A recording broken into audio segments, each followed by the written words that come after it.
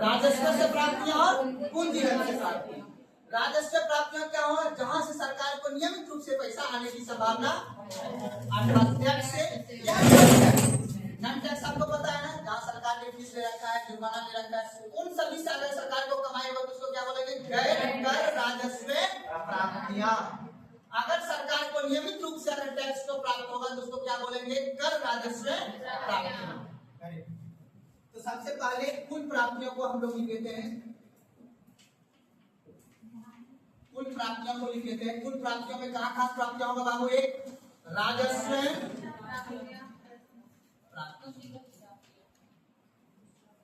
और एक कौन सा होगा बाबू, पूंजीगत। दिक्कत समझने में याद रख रहे हैं। अब हम क्या कर लेंगे, कुल व्यय याद रखना है, कुल व्यय। कुल व्यय में हम लोग क्या करेंगे, दो तरह से व्यय करेंगे, एक कहां व्यय करेंगे, राजस्व और दूसरा कहां करेंगे, कोई दिक्कत है। अब यही पे आपको ये समझना है, इस व्यय जो सरकार कुल प्राप्ति जितना हुआ, अब जितना कुल प्राप्ति होगा सरकार में, उसी में सरकार कुल व्यय को भी दिखा देता है। जितना हमें प्राप्ति होगा उतना हम व्यय कर देंगे, लेकिन अब हमें ये देखना है कि हम व्यय कहां कहां कर रहे हैं। अगर व्यय में अगर सरकार ने उधार देता, अर्थात दूसरे देशों से जो हमने उधार लिए हैं उसके लिए फिर हम क्या करते हैं, उसको ऋण देंगे, मतलब इंटरेस्ट सॉरी ब्याज देंगे। जब हम ब्याज देंगे तो सरकार को यहाँ लग जाएगा घाटा। क्या लग जाएगा, तो सरकार को जब कुल प्राप्तियों से, कुल प्राप्तियों से और व्यय क्या हो जाए, अधिक हो जाए, कुल प्राप्तियों से अगर व्यय अधिक हो जाएगा तो सरकार को क्या लग जाएगा, घाटा। और घाटा लगेगा तो कौन सी घाटा लगेगा, राजकोषीय। ये सब चीज को लिख लेना है, उसके बाद एक एक करके टर्म को हमें समझना है। तो सबसे पहले बाबू यहाँ पे लिखो, ऐसे करके आप लोग को लिख लेना है, डाटा लिख लेना है, राजस्व प्राप्ति लिखना है डाटा को।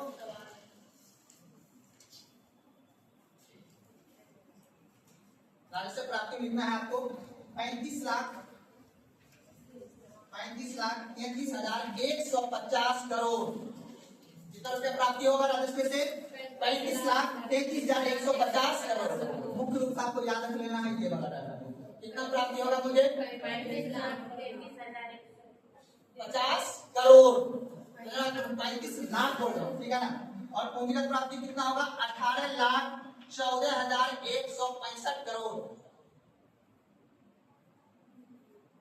अब पूंजीगत प्राप्ति कहां से क्या होगा, ऋण को या कोई संपत्ति को बेचकर। अब टोटल दोनों कितना हुआ, अब कुल प्राप्ति यहाँ लिख देना क्या, कुल प्राप्ति। कुल प्राप्ति कितना हो गया, 53,47,315 करोड़ रुपए। जितना आपका मेरा क्या इस बार का बजट, एक जन पूछेगा।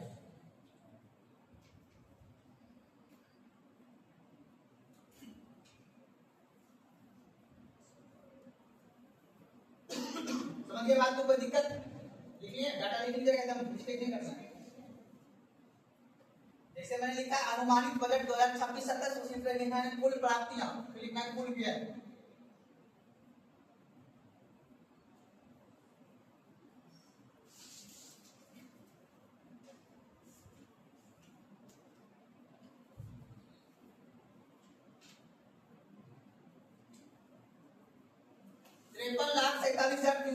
ये साल इस साल पूरा याद रखना है। एक डाटा और याद रखें, 53,47,315 करोड़ रुपए का बजट है। पिछले बार बजट था 50 लाख करोड़ का, इस बार है 53 लाख करोड़ का, 53.5 लाख। आसान भाषा में बोल सकते हो आप।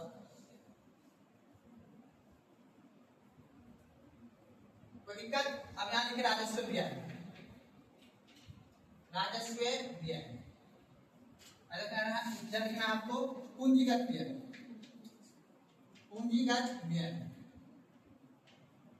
राजस्व व्यय लिखना है 41,25,494 करोड़ रुपए। और पूंजीगत व्यय में करना है 12,21,821 करोड़ रुपए।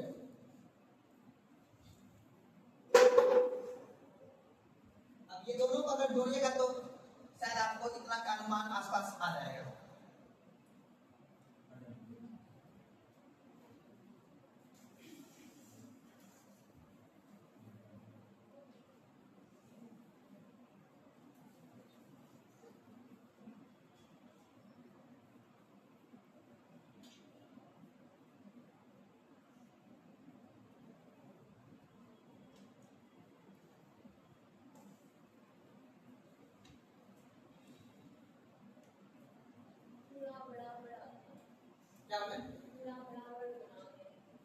कितना? तो हमने बोला ना कुल प्राप्ति वर्ष कुल व्यय में कितना होगा? कितना ही होगा ना, क्या होगा? खर्च। तो कुल व्यय लिखो यहाँ पे। कुल व्यय कितना है? 53,47,315 करोड़ रुपए खर्च कर देगा सरकार। अब देखना है रुपया खर्च कहाँ होगा।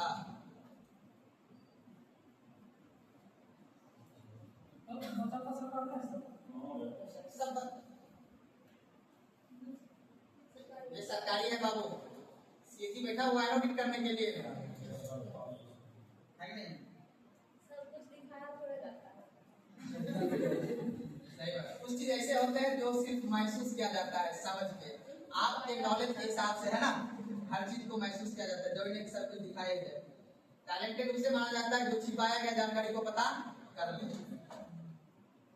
पता करके भी कुछ नहीं कर पाएगा। हाँ बिल्कुल सही बात। चलिए यहाँ समझ गए, कोई दिक्कत? नया लिख रहे हैं।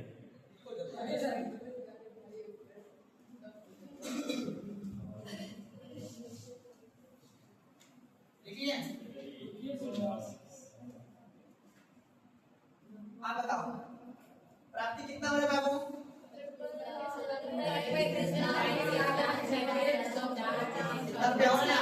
कितने का हमारा एक्चुअल कमाई देश का कितना है? 35 लाख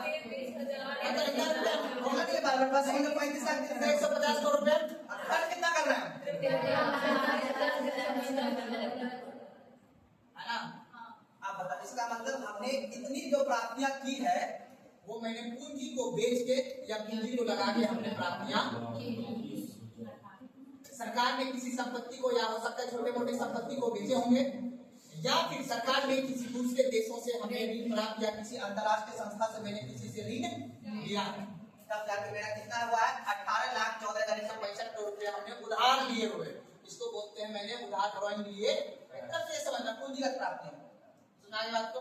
अब तो सरकार को जब प्राप्तियां हो रही है इतना, खर्च कितना कर रहा है सरकार? 41,25,494 करोड़। अब बता, इसमें और इसमें कितना का अंतर है? वही लगेगा राजस्व में घाटा। क्या लग जाएगा? अब बता, हमने खर्च प्राप्ति हो रहा है तो ध्यान समझना, डाटा को याद रखना। बस प्राप्ति हो रहा है मुझे इतना ही रुपया, 35 लाख रुपया ही, लेकिन हम खर्च कितना कर रहे हैं? इसका मतलब हमें घाटा 5 करोड़। कितना का घाटा लग जाएगा? जो अभी हम लोग देख रहे हैं 5,51,000 करोड़ का लगभग घाटा। हमारा बात को ना, अब यहाँ तक समझ में आ गया बात को ना? प्राप्तियां कितना हुआ और हम खर्च कितना? इसका मतलब क्या लग रहा है आपको? यहाँ लिखना है टॉपिक अगला, राजस्व घाटा। राजस्व घाटा, राजस्व घाटा में लिखो 5,91,371 करोड़ रुपए। क्या लग जाए बाबू? घाटा। समझ में आया ना? वैसा है, किसको समझ में नहीं आया? प्राप्तियां इतना हो रहा है और हम खर्च इतना कर रहे हैं।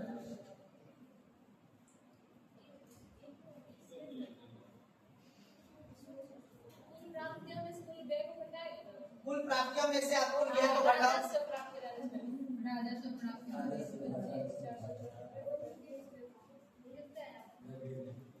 कितना है? कितना है? 5,92,314। हाँ बस इतना लिख लो, यही अनुमान। 5,91 याद रखना है, गूगल में यही कर रहे हैं। 5,91,371 करोड़। तो घाटा कितने का लगा है? 5,91,000 का क्या लग गया बाबू? घाटा लगा है सरकार।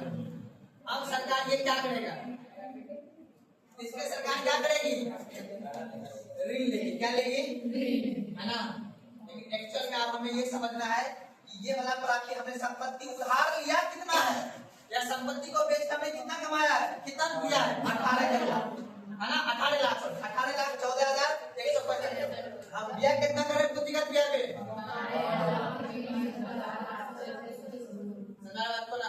तो यहाँ से आपको यही पता चलेगा कि सरकार ने पूंजीगत प्राप्तियों से इतना किया और खर्च इतना कर रहा है पूंजीगत बढ़ाता, संपत्ति को बढ़ाने के लिए सरकार इतना खर्च कर रहा है। आप बताओ ये लिया ज्यादा है और ये खर्च, इसका मतलब और रुपया कहाँ जा रहा है? और रुपया तो उधार चुकाने पे भी जाएगा। ऐसे सब इंक्लूड है, एक एक करके यहाँ तक समझ में आ गया बात को। चलिए अगला लिखिए राजकोषीय घाटा। उधर लिखिएगा राजकोषीय घाटा। राजकोषीय घाटा, राजकोषीय घाटा लिखिएगा 16,96,000। राजकोषीय घाटा लिखिएगा 16,96,251 करोड़।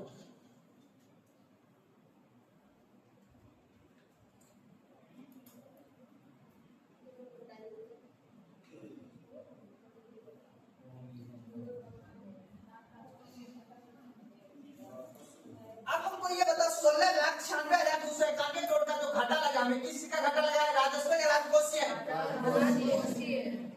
कैसे हो, क्या होता है राजकोषीय घाटा?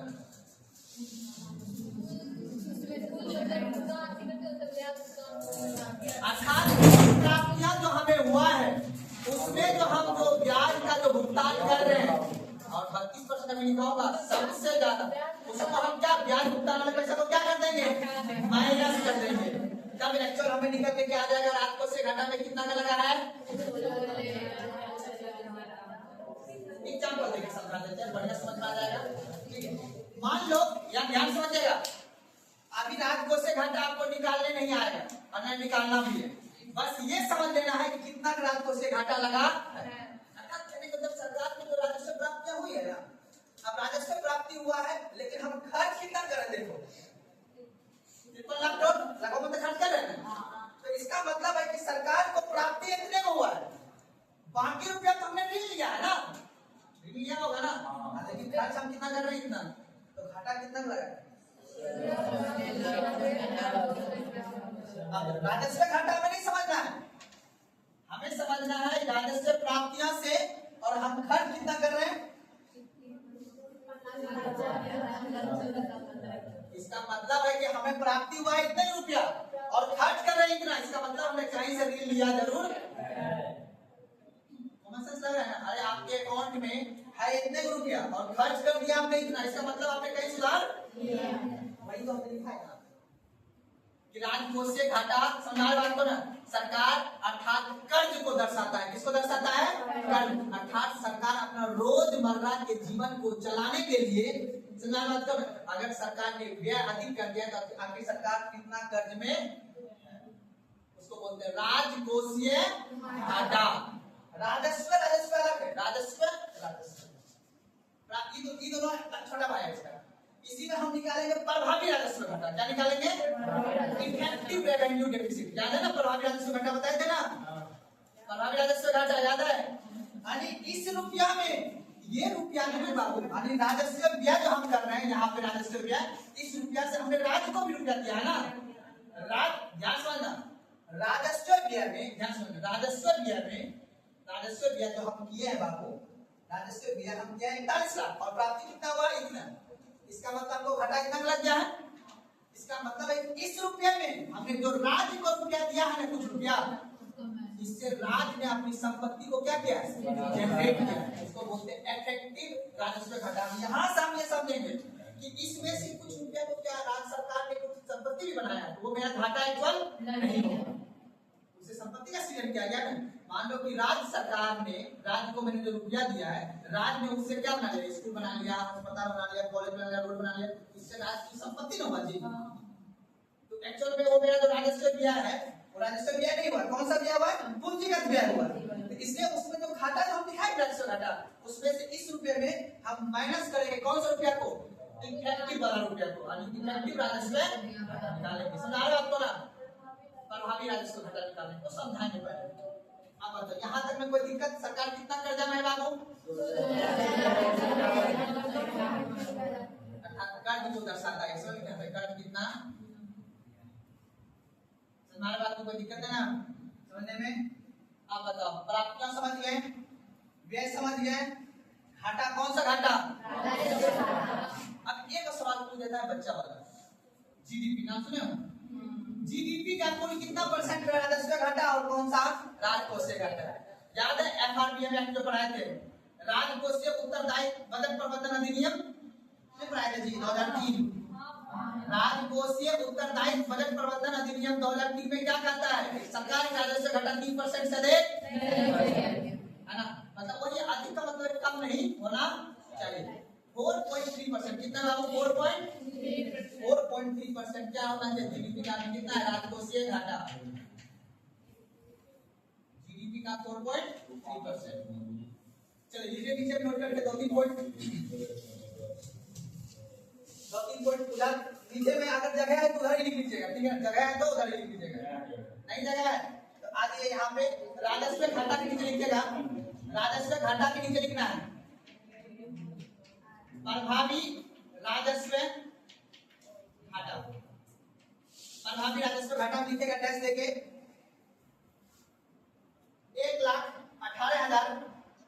1,18,274 करोड़ रुपए प्रभावी राजस्व घाटा। और वहां लिखेगा प्राथमिक घाटा, लिखा है याद है? Primary deficit. प्राथमिक घाटा लिखिएगा इसके नीचे, जीडीपी नीचे प्राथमिक घाटा। प्राथमिक घाटा लिखिएगा 2,76,611 करोड़ रुपए।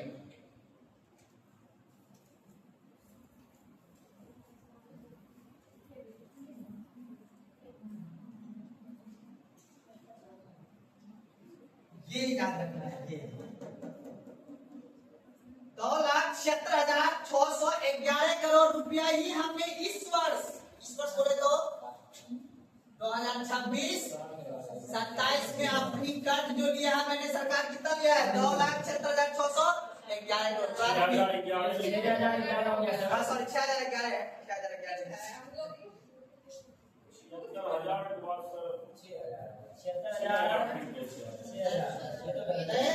सही है, जीरो तक सही है लिखा हुआ।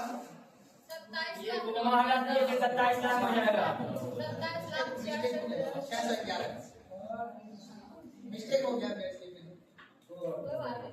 2,76,611 करोड़। अब बताओ अब देखिए समझिएगा, राजकोषीय घाटा कितना बाबू? 16 लाख। कितना कितना करोड़ रुपए, ठीक है ना? इसी में तो हमने इसी रुपये राजकोषीय घाटा इसलिए लगाया क्योंकि हम दूसरे देश को ऋण भी दे रहे हैं, अर्थात ब्याज हम चुका रहे हैं। तो हम पुराने वाला रुपये पर ब्याज चुका रहे हैं, पुराने वर्ष में लिया गया जो ऋण है उसको चुका रहे हैं इस वर्ष में। तो एक्चुअल में इस वर्ष हमने कितना ऋण लिया है तो हम उस राजकोषीय घाटा में माइनस कर देंगे उधार लिया हुआ ऋण को, तो क्या निकल के आ जाएगा? प्राथमिक घाटा। तो प्राथमिक घाटा मतलब एक्चुअल में इस वर्ष हमने कितना ऋण लिया है? 2,76,611 करोड़। तो एक्चुअल में हमको इस वर्ष जो घाटा लगेगा, इस वर्ष इतना का घाटा लगेगा 2,76,611 करोड़ रुपए। आप समझ में आया? तो नहीं समझ आया तो फिर से पूछो, हम ध्यान से बताएंगे। राजस्व घाटा समझ में आया? राजस्व घाटा समझ में आया? यहाँ वाला रुपया से कंपेयर कर लेना, ठीक है ना? हानि प्राप्ति हो रहा है इतना और ये हमने कर दिया इतना, इसका मतलब तो घाटा लग गया। छोड़, इस सरकार का नियमित कमाई है, सरकार को जितना अपना पास क्षमता है उतना सरकार ने खर्च करके आपको दिखा दिया।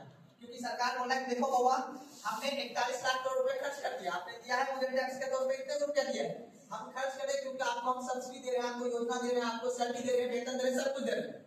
लेकिन इसके अलावा भी सरकार को काम है ना, रेलवे लाइन बनाना, एनएच नेशनल हाईवे बनाना, उसपे सरकार क्या कर रहा है? पूंजीगत प्राप्तियां से कर रहा है। मतलब हम दूसरे देश से ऋण ले रहे हैं आपके लिए और आपको हम देंगे सड़क बना देंगे, आपके लिए रेलवे लाइन बिछा देंगे, तो उससे जो हमें कमाई होगा उसको फिर हम क्या करेंगे? अगले वर्ष चुका देंगे।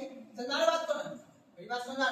तो पूंजीगत प्राप्ति से हम क्या करेंगे? पूंजीगत व्यय करेंगे। इसलिए हमारे पास प्राप्तियां कम होता है और व्यय हम कम करते हैं। प्राप्तियां ज्यादा होता है और व्यय हम कम करते हैं। समझ बात को ना? क्योंकि और भी सरकार को काम होता है। अब यहाँ तक समझ गए? राजकोषीय घाटा कितने लग गया बाबू हमें? उसके बाद प्रभावी इफेक्टिव कितना हो गया?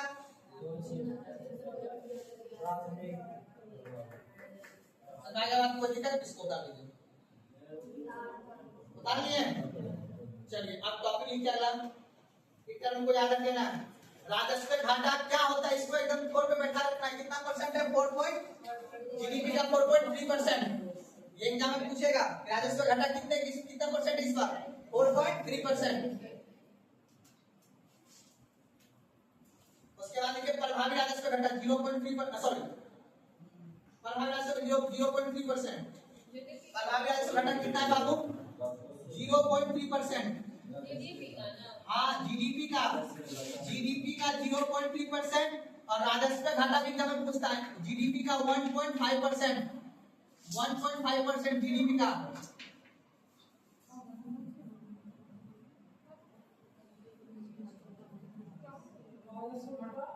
राजस्व घाटा जीडीपी का 1.5% घाटा लगा हुआ है जीडीपी का, ठीक है ना। और उसके बाद प्रभावी राजस्व घाटा जीडीपी का 0.3% और राजस्व घाटा लगा हुआ है कितना मुझे? 4.3%। और प्रभावी राजस्व घाटा कितना लगा है? 0.7%, 0.7%। अपना हिसाब से आप लोग लिख लीजिएगा, करिए। बस याद रखना है, परसेंटेज में भी पूछ सकता है कभी कभी कि प्रभावी राजस्व घाटा कितना है? 0.3% जीडीपी का और राजस्व घाटा कितना है? 1.5%। अच्छा ये तो टर्म में कोई दिक्कत समझ में ना? राजस्व घाटा कितना है? प्रभावी राजस्व घाटा कितना है? प्राथमिक घाटा सुनने में दिक्कत है। 0.7। आप लोग समझ में आए तुमको? देखो आप स्कूल के बोल दो, ठीक है ना, नहीं तो फिर दिमाग से निकल जाएगा तो मेरा तो गलती नहीं, ठीक है ना। कोशिश करना है कि अभी पूछ लो मास्टर साहब सब कुछ, ठीक है ना। कोई दिक्कत है समझने में? ये हुआ बेसिक बात, ये हुआ पैसा का लेन देन। अब देखना है कि सरकार कितना परसेंट रुपया कहाँ परसेंट में समझना है, कितना परसेंट सरकार को किस क्षेत्र से रुपया आता है और कितना परसेंट किस क्षेत्र में सरकार रुपया को खर्च करता है। सरकार को कितना रुपया आएगा? इसी को बोलना है कुल प्राप्तियां बराबर कुल व्यय। सरकार खर्च भी कितना करेगा? इतना ही करेगा। ये अनुमानित है, ये क्या है? एक्चुअल अभी किसी को पता नहीं आएगा अगला साल, ठीक है ना। जैसे कि इस साल का जो बजट है 2026-27 का, तो एक्चुअल वास्तविक फिगर किसका आया होगा? 2025 और 26 का आया होगा। तो जब भी हम बजट, आपको तारीख से तैयारी करना नहीं है और हमने पैसा भी नहीं दिया उतना, ठीक है। वास्तविक बजट हमें बताने के पास टाइम नहीं है हमारे पास, ठीक है। लेकिन एक्चुअल में जो आपसे एग्जाम में पूछेगा वो अपन जानना है, जो आपके एग्जाम में पूछेगा, आपके एग्जाम में यही पूछेगा। रियल फिगर आपको रियल जो पूछा जाता है एग्जाम में वो आपके एग्जाम में नहीं पूछा जाएगा। वास्तविक जो डाटा आया होगा वो 2025 और 26 का हम सब रन पढ़ते हैं ना, ये बात बोला, इस चीज को याद रखना। चलिए अगला टॉपिक लिखे आप लोग, बजट का प्रतिशत मात्रा। टॉपिक है बजट का प्रतिशत मात्रा, बजट का प्रतिशत मात्रा।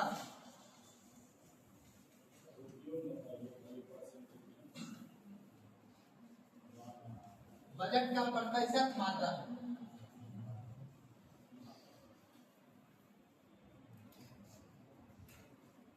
दो गोला बना लीजिएगा आप लोग ऊपर नीचे करके कॉपी में।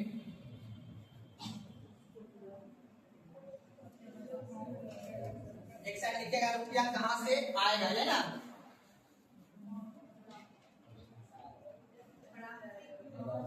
रुपया का प्राप्तियां और रुपया का व्यय, रुपया का व्यय या खर्च। तो दिक्कत समझने में है ना, याद रख लेना बाबू।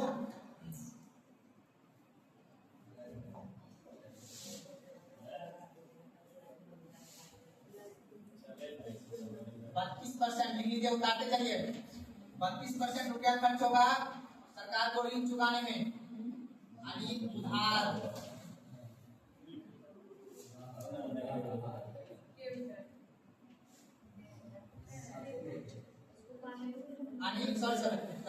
उधार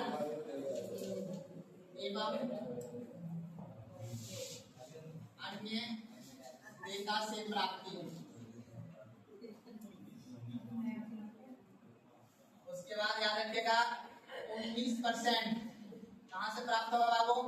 इनकम टैक्स कहाँ से? आयकर, आयकर से प्राप्त।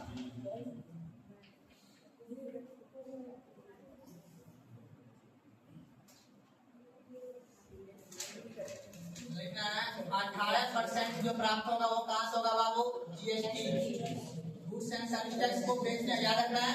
गुड्स एंड सर्विस टैक्स होता है ना, जो हम लोग सामान खरीदते हैं सरकार को उस पे टैक्स देते हैं ना, वो कितना परसेंट प्राप्त होता है? 18%।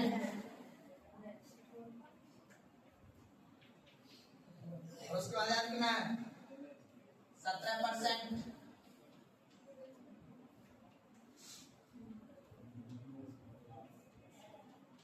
कंपनी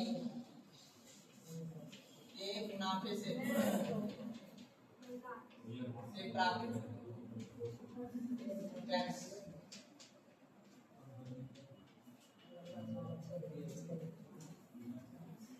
कॉर्पोरेट टैक्स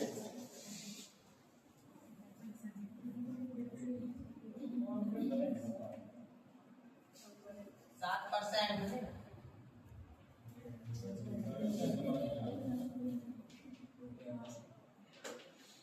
कर राजस्व से प्राप्तियां, बात नहीं करना है।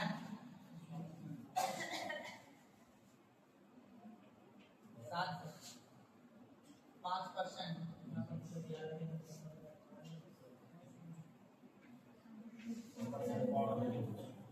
केंद्रीय उत्पाद, केंद्रीय उत्पाद टैक्स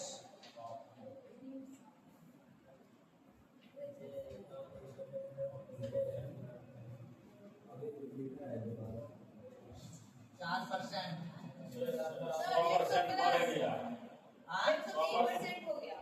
103% हो गया।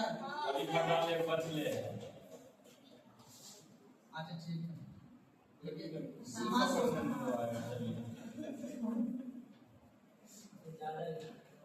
आयात शुल्क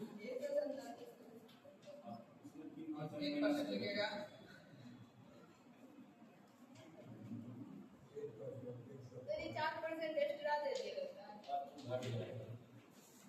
गैर ऋण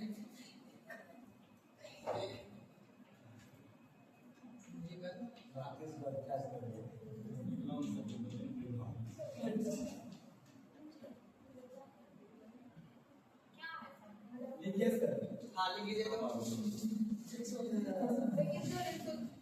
लिखिए सब सही लिखेगा, लिखिए लिखिए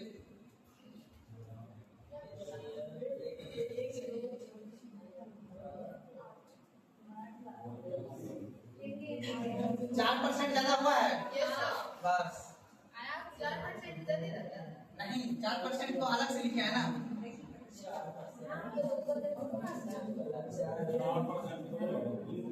ये जो 17% है ना, पहले लिख लीजिए उसके बाद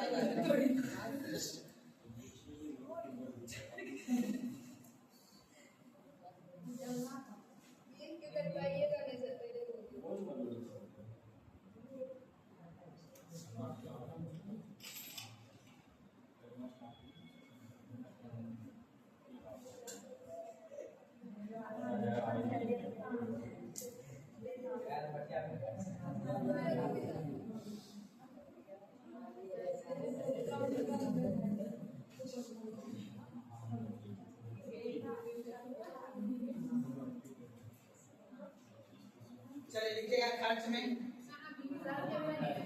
आइए खर्च में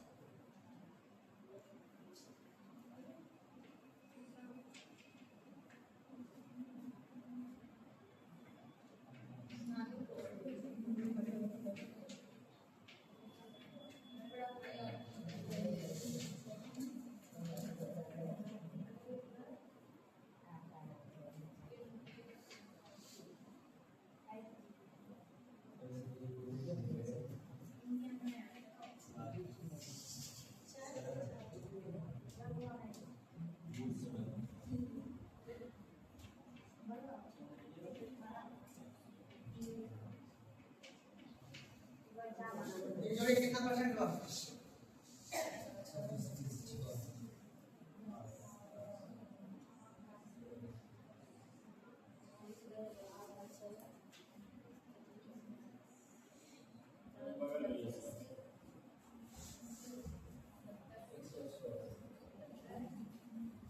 एक छः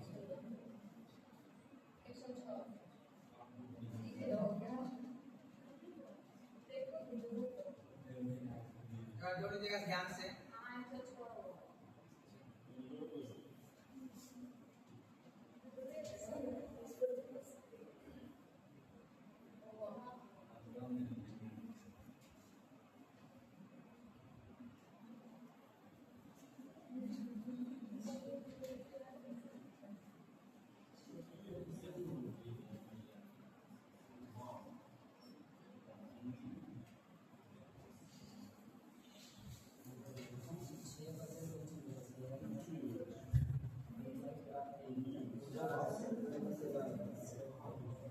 लिख लीजिए।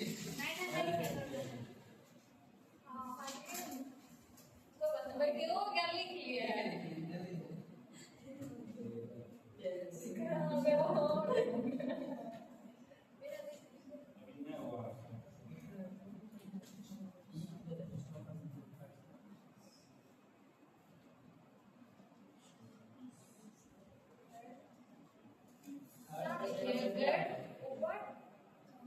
गैर लीगल से पूंजीगत प्राप्ति। इसी के बाद में इंटरनेट चलता है। चाहे का साइट खोलना पड़ेगा। थर्ड में 6% क्या है? क्या बोले? सब्सिडी सबसे दे और 4% पेंशन। हाँ? कितना परसेंट? 4% पेंशन में। पेंशन अलग है, सब्सिडी अलग। पेंशन समझते हो ना?